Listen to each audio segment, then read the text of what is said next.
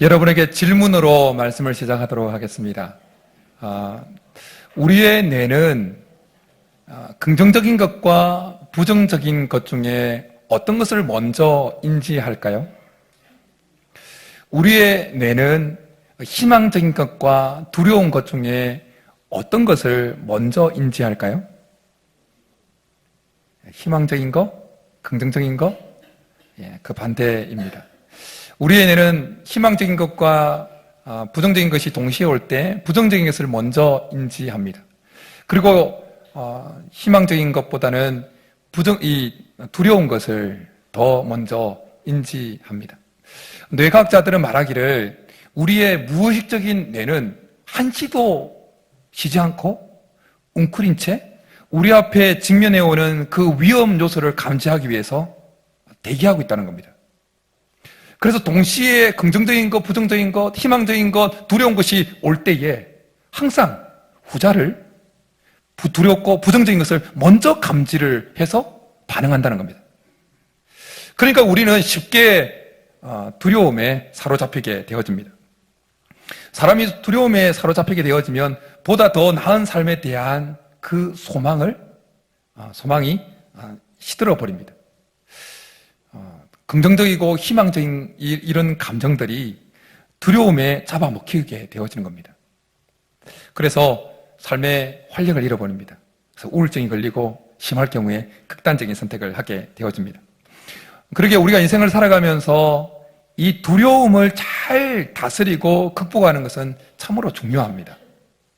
하나님을 믿는 우리에게도 두려움이 밀려올까요? 안 밀려올까요? 밀려옵니다. 우리가 경험을 통해서 알듯이 어떤 특정 상황에 놓이게 되어지면 하나님을 믿는다고 하는 우리에게도 순간순간 두려움이 밀려오는 것을 부인할 수가 없습니다. 그러기에 하나님을 믿지만 우리에게 밀려오는 이 두려움을 잘 다스리지 못하면, 극복하지 못하면 우리 속에 하나님께서 허락해 놓으신 그 평안이 다 시들어 버리는 겁니다. 이 두려움에 집어삼켜지는 것입니다. 오늘 우리는 본문을 통해서 우리에게 순간순간 다가오는 이 두려움을 극복해내는 방법, 어떻게 하면 하나님께서 우리에게 허락하신 이 평안을 계속해서 유지할 수 있는지를 배우게 될 것입니다. 오늘 말씀을 함께 나누는 가운데 혹시 우리 마음에 두르고 있는 두려움이 있다면 그 두려움의 사슬들이 끊어지는 은혜가 있기를 간절히 축복합니다. 우리의 마음이, 우리의 삶이 하나님의 은혜에 푹 잠기는, 하나님의 은혜로 채워지는 은혜가 있기를 간절히 축복합니다. 오늘 우리가 읽은 본문의 말씀은 예수님께서 제자들과 함께 갈릴리 건너편으로 건너가시는 가운데 일어난 한 사건을 기록하고 있습니다. 이 사건은 마태복음, 마가복음, 누가복음이 다 기록되어 있습니다. 종합적으로 말씀드립니다. 예수님께서 여느 때와 마찬가지로 갈릴리 해변에서 말씀을 전했습니다. 사람들이 모여들었습니다. 그들의 병을 고쳤습니다. 사람들이 너무 많이 모여들으니까 배를 타셔서 해변에서 조금 뛰었습니다. 그리고 사람들로 하여금 해변에 앉게 하고는 하나님 나라의 복음을 계속 전했습니다. 온종일 그렇게 하셨습니다.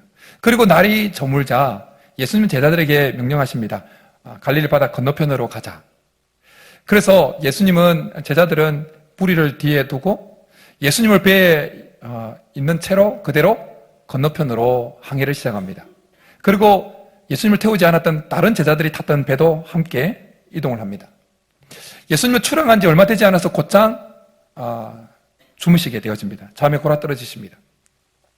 우리는 그런데 얼마나 항해를 했을까요? 곧장 갈릴리에 광풍이 일어납니다. 미친 바람이 일어나는 거예요. 그래서 배를 때립니다. 파도가 배를 때립니다. 물이 들어옵니다. 물이 가득해서 배가 침몰할 것 같습니다. 제자들은 죽었다고 아우성을 칩니다. 끝장난 줄 알고 지금 아둥바둥 칩니다. 그런데 제자들의 모습과는 너무나 대조적으로 예수님은 고물에 배를 베고 베개를 베시고 주무시고 계십니다. 우리는 이런 예수님의 모습 속에서 예수님에 대해서 두 가지를 알 수가 있습니다. 하나는 예수님은 100% 하나님이시지만 또한 100% 인간이시다라는 것입니다. 온종일 사역을 하시면서 지치셨기 때문에 항해를 한 지 얼마 되지 않아서 그 철렁철렁거리는 그것에 곧장 잠이 드셔야 될 만큼 연약함을 가지고 있는 인간이셨다는 겁니다. 또한 그렇게 연약함을 가지고 있는 100% 인간이셨던 예수님께서 제자들은 죽었다고 아우성을 치는 그 순간에도 절대 평안을 누리고 계셨다는 것입니다. 절대 평안. 제자들은 죽음의 공포에 휩싸여서 심장박동수가 막 빨라지고 올라가고 있는데 예수님의 심장박동수는 잔잔한 호수와 같았습니다. 오늘 본문을 묵상하면서 참 예수님이 누렸던 그 절대 평안이 참 부러웠습니다. 여러분에게도 이 평안이 임하기를 간절히 축복합니다. 예수님은 이 자신이 누렸던 이 절대 평안, 죽을 것 같은 풍랑 속에서도 누렸던 그 절대 평안을 우리에게도 주고 싶어 하십니다. 그래서 예수님께서 죽음에서 부활하시고 난 이후에 제자들이 두려움에 사로잡혀 있을 때에 찾아오셔서 이렇게 말씀하셨습니다. 너희에게 평강이 있을지어다. 그러자 자기들도 죽는 거 아닌가, 자기들도 십자가에 못 박혀 죽는 거 아닌가 두려움으로 쌓여있던 그 제자들의 마음에 두려움은 빠져나가고 평안이 가득 채워졌습니다. 마치 빈 컵에 공기가 가득 차 있는데 물을 부으면 공기는 다 빠져나가고 물이 채워지는 것처럼 제자들 마음속에 가득했던 두려움은 빠져나가고 하나님의 평안이 꽉 채워졌던 것입니다. 풍랑이는 바다에서조차도 절대 평안을 누리셨던 주님께서 이 시간 우리에게 찾아오셔서 우리에게도 이렇게 말씀해 주기를 간절히 축복합니다. 너에게 평강이 있을지어다. 하나님께서 오늘 우리에게 찾아오셔서 너에게 평강이 있을지어다 말씀해 주시면 혹 우리 가운데 오늘 예배 참석하기 전까지 어떤 상황으로 인해서 두려움으로 꽉 차 있는 그 마음이라 할지라도 그 마음에 하나님의 평강이 임함으로 두려움 빠져나가고 평강으로 가득 채워지게 될 줄 믿습니다. 풍랑 위에서 그렇게 절대 평안을 누리며 주무시고 계시던 예수님을 제자들은 흔들어 깨우면서 이렇게 외칩니다. 선생님이여, 우리가 죽게 된 것을 돌보지 아니하시나이까. 그래서 예수님이 깨어나셔서 바람을 꾸짖으시고 바람과 바다를 향해서 잠잠하라, 고요하라 명령하십니다. 그래서 어떻게 됩니까? 잠잠하게, 아주 잔잔해졌습니다. 참 신기하지 않습니까? 오늘 본문을 자세히 보십시오.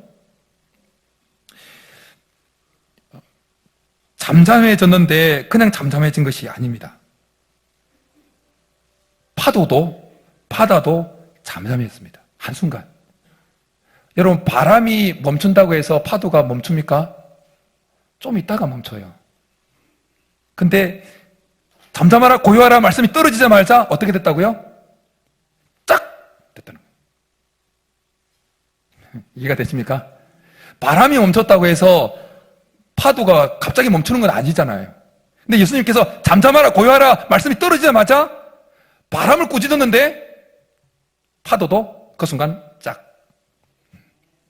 오늘 예수님께서 우리에게 찾아오셔서 우리의 마음을 풍랑치게 만드는, 우리 마음을 요동치게 만드는 어떤 풍랑 같은 요소들이 있다면 그 요소들을 향해서 잠잠하라, 고요하라 명령해 주시기를 간절히 축복합니다. 그러면 어떻게 된다고요? 한순간 여진없이 착 일어나니까 간절히 축복합니다. 그렇게 바람과 바다가 아주 한순간 짝 됐을 때 예수님은 제자들에게 이렇게 말씀하십니다. 어찌하여 이렇게 무서워하느냐? 어찌하여 이렇게 무서워하느냐? 사실 예수님이 제자들에게 이렇게 물으시는 이 물음은 어떻게 보면 자세히 들어가서 보면 코미디예요, 코미디. 왜냐하면 지금 제자들이 무서워하는 것이 당연합니다. 여러분, 그렇지 않겠습니까? 지금 파도가 쳐들어와가지고 지금 물이 들어와서 배가 거의 가득했다고 그러는데 배가 지금 침몰 일보 직전이에요. 죽기 일보 직전입니다. 캄캄합니다. 그런 상황에서 무서워하지 않는 것이 비정상이죠. 무서워하는 것이 정상이죠. 그리고 제 아들은 지금 여기에 또 다른 두려움을 가지고 있었는데 그것은 바로 예수님에 대한 두려움이었어요. 아니, 그렇게 풍랑치던 그 바다를 말 한마디에 바로 어떻게 딱 해버려요. 이 예수님 도대체 누구, 어떤 분이야? 그런 분이 지금 앞에 있으니까 그 예수님에 대한 두려움이 있는 거예요. 그런데 예수님은 그런 두려움에 두려워할 수밖에 없고 두려워하고 있는 그 제자들에게 어찌하여 이렇게 무서워하느냐 물으셨던 것입니다. 참 코미디예요. 만약 다음과 같은 상황이 전개됐다면 어땠을지, 제자들이 어땠을지 한번 상상해 보십시오. 그렇게 팍 풍랑이 쳤습니다. 근데 그 풍랑이 막 다가오다가 파도가 막 2, 3m 되는 파도가 밀려오다가 그 배 한 5m 앞에서 스탑! 물결이 막 쳐서 배에 들어 올라가다가도 유리벽에 막혀서 툭 이렇게 절벽으로 떨어지는 물처럼 그런 광경이 펼쳐졌다면 제자들이 무서웠겠습니까? 두려웠겠습니까? 그 마음에 전혀 두려움이 없었을 거예요. 역시 예수님이 타고 계시니까 파도가 힘을 못 쓰잖아. 아마 그랬을 거예요. 근데 실상은 뭡니까? 배를 때리는 겁니다. 파도가 배를 때리고 바다 물결이 배 안으로 들어옵니다. 잠깐 조금 들어오는 것 같으면 계속 들어옵니다. 가득 찹니다. 이것이 하나님을 믿고 살아가는 우리의 실상입니다. 여러분, 하나님을 믿는다고 국가적으로 경제적인 어려움이 밀려올 때, 예전에 IMF 같은 그런 경제적인 밀려올 때, 여러분, 하나님을 믿는 사람이라고 해서 경제적인 어려움을 피해갈 수 있습니까? 아니요.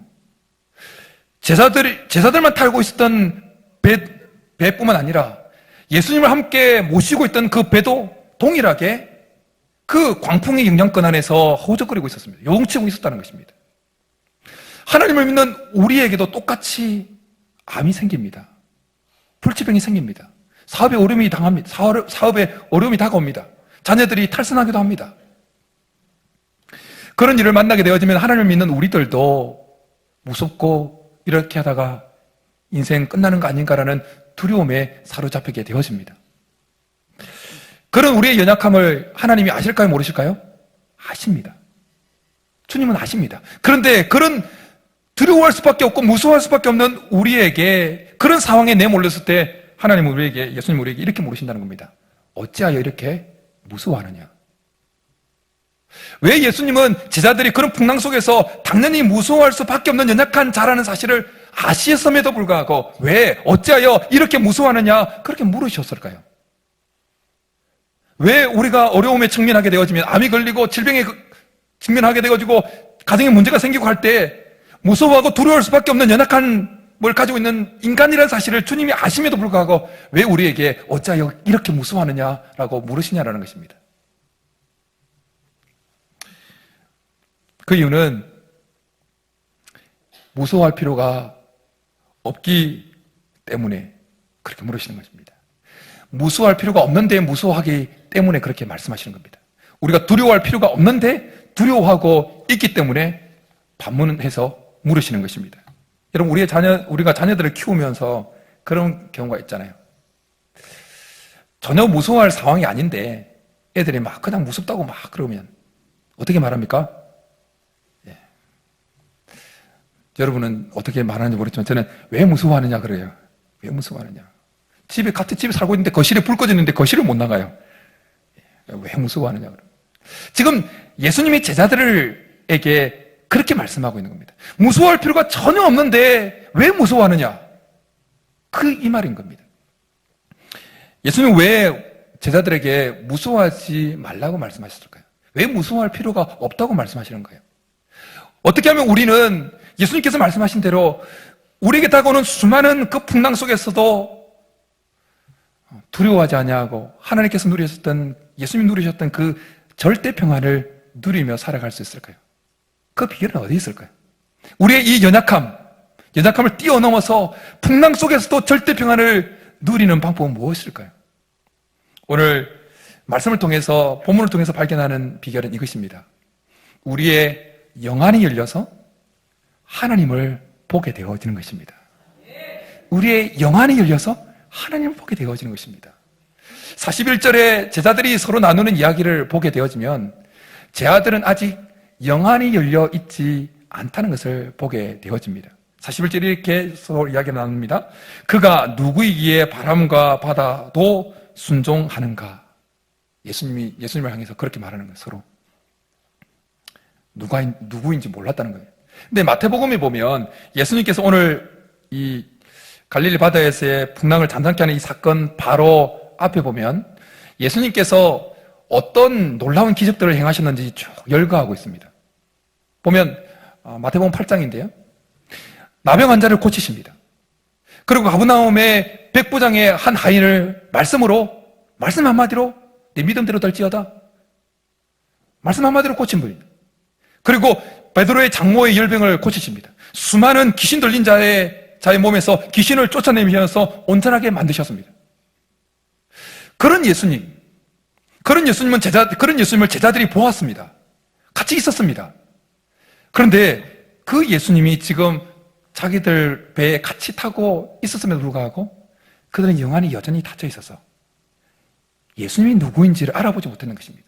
그러니까 두려운 것입니다. 이런 제자들의 모습을 보고 있노라면 구약의 한 인물이 생각이 납니다. 그것은 누구냐면 도단성의 엘리사의 사환입니다. 아람 왕이 도단성에 있는 엘리사를 잡기 위해서 많은 군사들을 보냅니다. 그리고 그 성을 포위해버립니다. 엘리사의 사환은 그 아침에 일찍 일어나서 도단성을 포위하고 있는 그 수많은 군사들을 보고는 기겁합니다. 두려움에 사로잡힙니다. 그리고는 볼볼 기어와서는 엘리사에게 이렇게 말합니다. 내 주여, 우리가 어찌하리까? 그러자 엘리사가 사환에게 아주 유명한 대답을 해주죠. 두려워하지 말라. 우리와 함께한 이가 그들과 함께한 자보다 많으니라.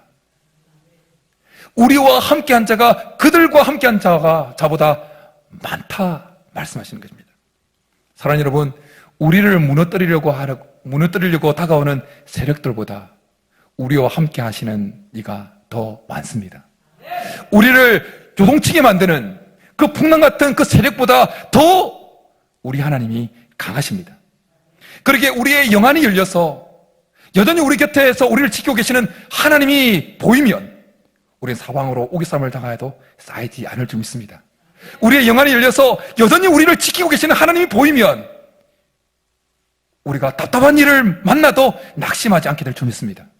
우리의 영안이 열려서 하나님이 여전히 나를 지키기 위하여 옆에 계시다는 것이 보이면 박해를 받아도 버림받지 않을 줄 믿습니다. 거꾸로 따름을 당하여도 망하지 않게 될 줄 믿습니다. 우리의 영안이 열려서 여전히 하나님이 내 곁에서 계시는구나, 이것이 보이면 우리 속에 있는 두려움은 사라지고 그 두려움에서 자유하게 될 줄 믿습니다. 우리가 늘 부르는 찬송가, 즐겨 부르는 찬송가 중에 오늘 본문을 연상하게 만드는, 오늘 본문을 생각나게 만드는 찬송가가 한 장 있습니다. 찬송가 432장. 큰 물결이 설레는 어두운 바다. 나 두려움 없는. 그 찬양 부를 때마다 참 은혜가 되죠. 근데 그 후렴구를 보면, 오늘 본문의 말씀과 비춰보면, 틀린 것 같으면서도 맞는 후렴구예요. 후렴구 이렇게 됩니다. 나 두려움 없네, 두려움 없도다. 주 예수님 늘 깨어 계시도다. 이 흉흉한 바다를 다 지나면 저 소망의 나라에 이르리라. 근데 오늘 본문을 근거해서 보면 예수님이 늘 깨어 계십니까? 아니요, 주무시잖아요. 늘 깨어 계시지 않습니다. 근데 왜 이 찬양을 이렇게 고백할 수 있죠? 영안이 열려서 보니까 예수님이 그 배에 타고 계시는 것만으로, 예수님의 존재가 함께 있는 그 계신 것만으로도 예수님은 늘 깨어 계신 것처럼 그렇게 보여지는 것입니다. 그래서 찬송가 432장은 사실 풍랑을 잠잠케 하신 그 예수님의 모습을 보고 난 직후에 제자들의 입에서 나올 만한 그런 찬송입니다. 예수님께서 주무시는 것 같았는데, 그래서 이제는 죽었구나, 이제는 끝장이구나, 그렇게 두려움에 사로잡혔는데 예수님께서 일어나셔서 풍랑을 잠잠케 하시고 바다를 고요하게 만드시는 그 모습을 보고는 제자들 마음속에서 이런 고백이 절로 나오는 것입니다. 예수님 늘 깨어 계시는구나. 사랑하는 여러분, 하나님이 주무시고 계시는 것 같습니까?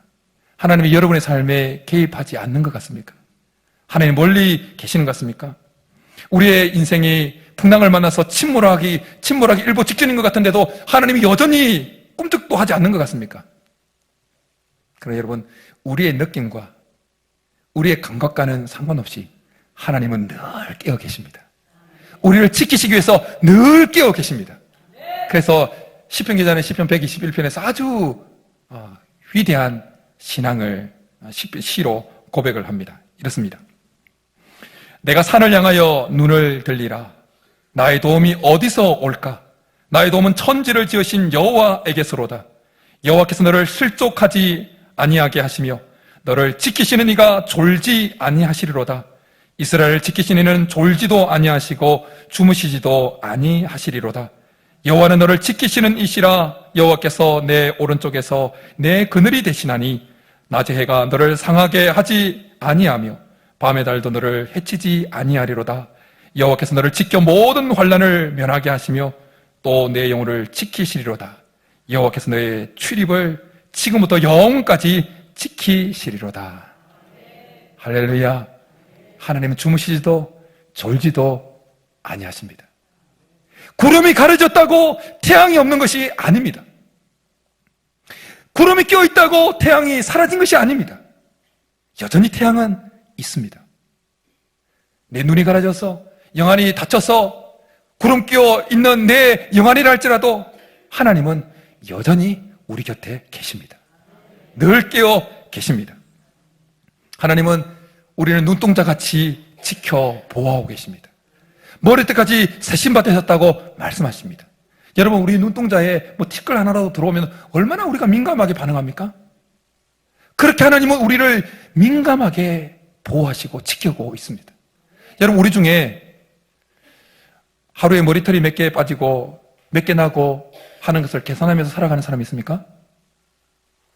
탈모를 경험하시는 분들은 좀 생각을 써야죠. 그냥 거의 신경을 안 쓸 겁니다. 계산 안 할 겁니다. 그런데 하나님은 어떻게 하신다고요? 우리가 간밤에 매돌이 빠지고 새벽에 매돌이 났는지까지 해야 할 정도로 세심하게 우리를 지키신다 말씀하십니다. 그러게 두려워하지 마시기 바랍니다. 무서워하시지 마시기 바랍니다. 선하신 하나님께서 모든 것이 합력하여 선을 이루게 하실 것입니다. 우리가 해야 될 일은 딱 한 가지입니다. 우리의 영화를 열어서 여전히 우리 곁에 계시는 하나님을 보는 것입니다. 하버드 의과대학의 정신과 교수인 스리비 바산 필레이라고 하는 교수가 이런 책을 썼습니다. 두려움, 행복을 방해하는 뇌의 나쁜 습관에서라는 책을 썼습니다. 그 책에서 보면 두려움에 대한 정보를 알려주고 있습니다. 그 정보에 보면 이렇습니다. 우리의 뇌는 뇌 여러 조직이 있잖아요. 근데 희망과 이 두려움이 뇌의 거의 같은 부위에서 돌아다니고 처리된다는 거예요. 희망은 이쪽에서, 두려움은 이쪽에서 처리되는 것이 아니라 한 조직 거의 근처에서 희망과 두려움이 같이 돌아다니고 그곳에 처리가 된다는 거예요. 그리고 두려움에 사로잡히게 되어지면 주의가 분산이 되어지고 또 반대로 주의가 분산되어지면 두려움에 사로잡히게 된다는 것입니다. 필레이 교수가 말한 그걸 근거로 해서 오늘 본문을 한번 보십시오. 제자들의 모습을 한번 연상해 보겠습니다. 제자들의 주의가 얼마나 분산되어 있겠습니까? 지금 노도 져야 되죠. 바람이 몰아쳐져 물도 퍼내야 되죠. 그런데 자고 계시는, 주무시고 계시는 그 예수님도 봐야 되죠. 자기가 죽으면 가족들은 어떻게 되는지 그에 대한 온갖 제자들의 주의가 험한 대로 가 있었을 겁니다. 그랬기에 그 속에 그들의 제자들의 뇌 속에 두려움을 활성화시키는 그 조직은 극대화되었을 겁니다. 그러니까 두려움이 꽉 사로잡힌 것입니다. 근데 필레이 교수가 그 책에서 또 이런 두려움에 대해서 알려주는 정보가 있습니다. 뭐냐면 우리의 주의를 두려움을 가져오게 하는 그곳에서 돌려서 다른 어떤 곳에 주의를 한 곳에 고정시키게 되어지면 그 두려움을 활성시키는 뇌 조직이 멈춰진다는 겁니다. 두려움을 보다가 그걸 주의를 확 돌려가지고 이거 안 볼 거야 다른 걸 딱 우리 주의를 고정시키면 뇌 속에 두려움을 활성시키는 그 조직이 활성화되지 않는다는 거예요. 멈춘다는 거예요. 그런데 안타까운 것은 필레이 교수가 지적하는 것은 안타까운 것은 그렇게 우리는 연약하기 때문에 그 두려움이 밀려올 때 그 두려움을 지목하는 우리의 주의를 돌려서 다른 곳으로 돌리기가 쉽지 않다는 거예요. 그러니까 두려움에 한번 사로잡히면 계속 두려움을 주는 그것에만 우리의 주의가 고정이 된다는 거예요. 그래서 죽을 것처럼 가다가 초반에 말씀드렸던 것처럼 삶의 활력을 잃어버리고 극단적인 선택을 하게 된다는 겁니다. 그런데 여러분, 우리에게는 믿음이 있습니다. 우리의 영안이 열려서 하나님이 여전히 우리 곁에 계시다는 것을 알게 되는 순간 우리는 두려움을 향했던 우리의 주의를 돌려서 하나님께로 우리의 주의를 돌릴 수 있게 될 줄 믿습니다. 우리 곁에 계시는 하나님에게 우리의 주의를 고정시키는 그 순간 어떻게 된다고요? 우리 속에 두려움을 일으키는 이 뇌조직의 활성화가 멈추는 것입니다. 그래서 우리는 우리의 영안이 열려서 하나님을 보는 순간 이런 고백을 시인처럼 할 수 있는 것입니다. 하나님은 내 편이시라. 내가 두려워하지 아니하리니 사람이 내게 어찌할까? 하나님은 내 편이시라. 내가 두려워하지 아니하리니 사람이 내게 어찌할까? 암이 밀려와서 심각한 질병이 밀려와도 영안이 열려서 하나님 보이면 내가 두려워하지 아니하리라. 하나님은 내 편이시다 고백하면서 암이 내게 어떻게 할까? 그렇게 고백하게 될 줄 믿습니다. 아브라함이 자신의 조카 롯이 포로로 잡혀갔다는 소리를 듣고 자기 집에 길려온 318명의 집안 사람들을 데리고 가서 롯을 구출해 내옵니다. 그런데 구출하고 난 이후에 심각한 두려움에 사로잡히게 되어집니다. 왜냐하면 아브라함이 그렇게 롯을 빼왔던 상대는 가나안 남쪽에 5 왕들이 연합해서도 대항할 수 없었던 북쪽의 넷 왕자 고돌라 오멜을 중심으로 한 넷 족속의 연합군이었기 때문이었습니다. 318명을 이끌고 가서 기습작전으로 롯을 구출해 내기는 했는데 정신을 차려놓고 보니까 자기가 지금 무슨 짓을 한 거지? 이렇게 된 겁니다. 지금 내 족속이 연합해서 자기를 쳐들어오면 끝장난 것이라는 생각이 들었습니다. 그래서 두려워서 잠을 잘 수가 없는 겁니다. 밤새도록 두려움에 벌벌벌 떨고 있었습니다. 근데 창세기 15장 1절에 보면 그 밤에 두려움에 꽉 사로잡혀 있던 그 아브라함에게 하나님께서 환상 중에 나타나서 아브라함에게 이렇게 말씀해 주십니다. 아브라함아, 두려워하지 말라. 나는 내 방패요 너의 지극히 큰 상급이니라. 사랑하는 여러분, 하나님 우리의 방패이십니다. 우리의 지극히 큰 상급이십니다. 암이 생기고 경제적인 어려움이 밀려오고 자녀의 문제가 생기고 한다 할지라도 하나님은 우리의 방패가 되십니다. 우리의 지극히 큰 상급이 되십니다. 그러기에 두려워하지 마시기 바랍니다. 우리의 영안이 열려서 하나님을 볼 수만 있다면 우리의 주인은 하나님을 향하게 되어지고 그러면 우리 속에 밀려왔던 그 두려움은 한순간 사라지게 되는데 우리의 영안이 열리는 것이 필요한데 오늘 성경에 보면 영안이 열리는데 필요한 것이 한 가지 있음을 알게 되어집니다. 그것은 바로 믿음입니다. 믿음. 어째 이렇게 무서워하느냐라고 제자들에게 물으셨던 예수님은 이어서 계속해서 그들에게 이렇게 말씀합니다. 어찌 믿음이 없느냐? 어찌 믿음이 없느냐? 마태복음에 보면 믿음이 작은 자들아 이렇게 말씀합니다. 우리의 영안이 열리는데 필요한 것은 믿음입니다. 믿음은 보는 것입니다. 히브리서 11장 1절 말씀, 믿음은 바른 것들의 실상이요 보이지 않는 것들의 증거입니다. 믿음은 우리 육신의 눈으로 볼 수 없는 것을 보게 합니다. 우리 육신의 눈으로 보이는 것 너머에 계시는 존재를 보게 하는 것이 믿음입니다. 믿는 만큼 보입니다. 믿는 만큼 영안이 열립니다. 풍랑에는 바다의 제자들은 영안이 예수님을 향한 믿음이 없었습니다. 있어도 짓꼬리만 했습니다. 그래서 영안이 열릴 수가 없었습니다. 믿음과 영안은 비례합니다. 믿음이 클수록 영안이 더 밝게 열립니다. 근데 제자들의 믿음은 짓꼬리만 해서 있어도 없는 것이 같았기 때문에 그들의 영안이 그냥 열리지가 않은 거예요. 그러니까 두려움이 천지 만물을 창조하신 하나님, 풍랑까지도 한탄케 한순간 쫙 해버릴 수 있는 예수님 그들 곁에 계심에도 불구하고 믿음이 없어서 영안이 닫혀 있어서 두려움 속에 사로잡혔다는 것입니다. 하나님께서 시간 우리 가운데 믿음 위에 믿음을 더해주기를 하는지 축복합니다. 믿음의 복을 더해주기를 하는지 축복합니다. 여러분, 믿음의 복이라는 건 뭡니까? 돈다발을 주는 게 믿음의 복이 아니에요.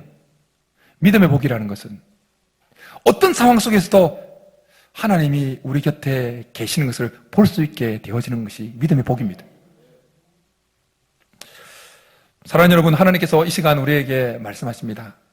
참새 2마리가 한 아사리온에 팔리는 것이 아니냐. 두려워하지 말라. 너희는 많은 참새보다 더 귀하니라. 바로는 어떤 상황 속에서도 믿음으로 우리의 영안을 열어서 언제나 우리 곁에 계시는 하나님을 볼 수 있게 하는 축복합니다. 그래서 두려움에 사로잡혀 살아가는 것이 아니라 어떤 상황 속에서도 침몰 직전에 이르는 그 상황 속에서도 우리 곁에서 눈동자같이 지키시며 졸지도 아니하시고 주무시도 아니하시며 우리를 지키시는 그 하나님을 보므로 평안 속에서, 절대 평안 속에서 살아가는 믿음의 성도들 다 될 수 있기를 주님으로 축복합니다.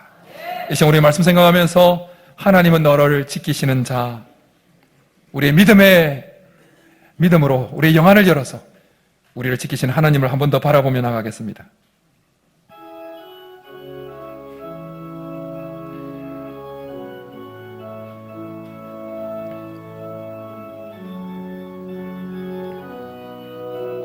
하나님은 너를 지키시는 자, 하나님은 너를 지키시는 자, 너의 우편에 그늘 되시니 낮의 해와 밤의 달도 너를 해치 못하면 하나님은 너를 지키시는 자, 너의 환난 명쾌하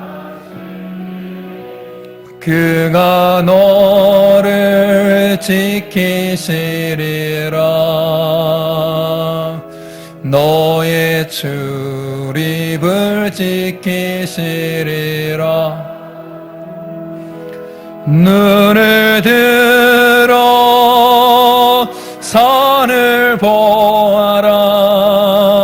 너의 도움 어디서 오나. 천지 지으시 너를 만드신 여호와께 눈을 들어 산을 보아라. 눈을 들어 산을 보아라. 너의 도움 어디서 오나. 천지 지으신 너를 만드신